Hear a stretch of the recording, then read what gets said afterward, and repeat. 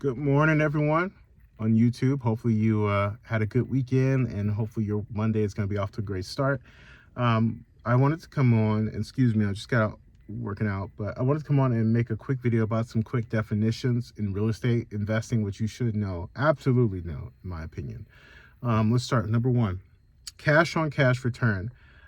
What cash on cash return is, or it might be called ROI. Some people may have a different name for it, but essentially it boils down to your money making money.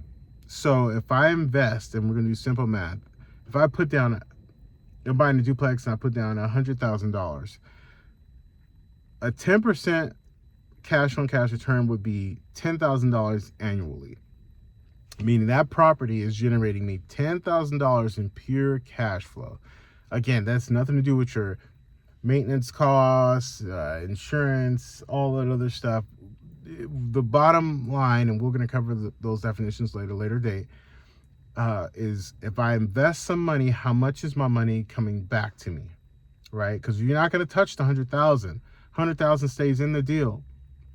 But what can I eat off of that 100,000? So if that $100,000 is working for me, I needed to generate 10% cash on cash, or ROI.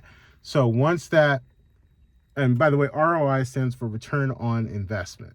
So I'm putting up capital to get capital back, right? Hopefully that clears it up. Because one thing is I've been noticing is a lot of people are using these terms and these different, definitions, but no one's understands what they're talking about. So the purpose of this video, and these maybe the next 2-3 videos, is to just demystify some of these terms and try to really make it simplify. I know for me, especially learning real estate and all these things, it could be a lot at one time. So hopefully this is helpful to you, and hopefully you find value in it. Please like, subscribe, and comment and share. I really do appreciate that feedback, and lets me know that you guys appreciate the work that I do. But cash on cash return, again, simply, I put $100,000 in the deal. I want 10% a year. That's going to produce $10,000 cash. Okay? This is why it's important to understand your market. It's important to understand what a good deal in your market is. This is why I tell you, take some time, learn your market, understand it, study it real well, and get real acquainted with it, so that you know this market, I can get, the average is 6. So if I can get 7 or above 7, I'm ahead of the market. That's kind of how you want to think about it when you're putting up your hard-earned money, right? Because you got to be very strategic in putting down the money, because let's be honest, the down payment is usually the hardest barrier to get into real estate. Last thing you want to do is buy a negative cash flow deal. So if it was negative 10%, that's not good at all, right? So understand that and how this works. My mentor once told me, he said he likes 7%. I said, why? He goes, it's not 5 and it's not 10. And it's just a sweet spot. So I'm like, well, okay. So I say all that to say, knowing what works for you is important. If you know 7% is a killer deal, okay, buy 7%, or try to find 8 or 9. It just depends, Moving on. So the next one is PITI. And I'm sure you guys have heard this before. You've heard this term before used. It's called, it stands for principal, interest, taxes, and insurance. I'm going to say that again. Principal, interest, taxes, and insurance. That's usually your monthly number, or your payment. Some people lump everything into one payment. So your lender will do this work for you, and they will run the numbers for you. When they say, here's the PITI or the PITI or whatever, just know they're talking about your principal, interest, taxes, and insurance. Now, the principal is just what you pay for the house, right? The house costs $200,000. That's your principal number. Your insurance, that one, you got to shop that one. I always tell people to make sure you shop your insurance, because you want to make sure you're getting a good deal, replacement value, all that other stuff. This is not an insurance video. I'm just telling you going in deep on some of these definitions. Taxes, not a whole lot you can do about that. If the taxes, now let me caution you here, because this is something that got me. When I did an improvement on my property, and I'll probably make another video specifically talking about this in more detail. When I did an improvement, taxes went through the roof, but that's neither here nor there. Just look out for that.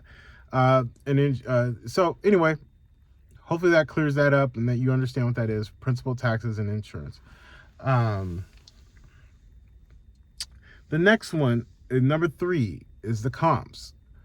Excuse me too, it's early. I just got out of the gym, so I'm trying to, I wanted to make this video real quick and just to get it out there.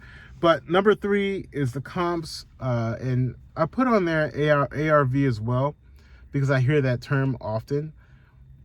Let's start with the comps first. Comps is just the comparables, right, in your market. So when a bank is evaluating whether your home is worth what you say it's worth, or what they deem it's worth, they got to prove that. And in order how they prove that is they go out in the market and they look at houses in your area, sometimes within the same zip code, up to I think it was about 2-mile radius.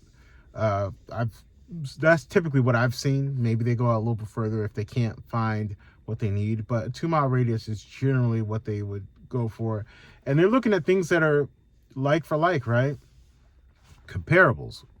They're looking at what's in what is a 3-bedroom, 2-bathroom home, was the last one sold for in the last 90 days. And the bank will look at this, and they have all this information. The appraiser will put all this cute little packet together and go over all this information with them, with you, and tell you, hey, I know the house is supposed to be worth $200,000, but we found out it's actually worth $180,000. And then you have a conversation from there. Okay, well, does the seller drop the price, or so forth, so forth. It's a negotiation tool at that point. And then you do have where the appraiser will come back and say, hey, we looked at the comparables, the comps in your area, and the house, I know it says on paper it's worth $200,000, but it's actually worth $250,000. Well, then obviously that's a great deal. You signed that one, right? So that's just kind of what comparables. ARV, kind of the same. So ARV stands for after repair value, right? Let me say it again, after repair value. What that means is if I made improvements to the property, it changes my comps now. So now they're going to use comps that are more in line of what I've done to my property, right? So if you have an older property, and let's say your plumbing, windows, roof, and all that was dilapidated or bad, and you wanted to buy that house for that $200,000, right? But you knew you were going to put additional $40,000 into it.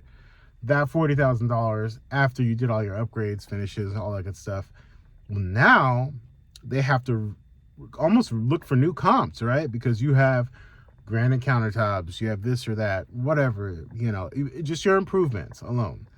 They have to look for things that are comparable to that, right? So now it changes the tier of property that they're looking at. So that's after repair value. And understanding after repair value, especially when you get into investing, is really important, because you don't over improve the property, because the banks are only going to lend you 70% to your ARV. So they're going to lend you 70% of the equity, essentially, right?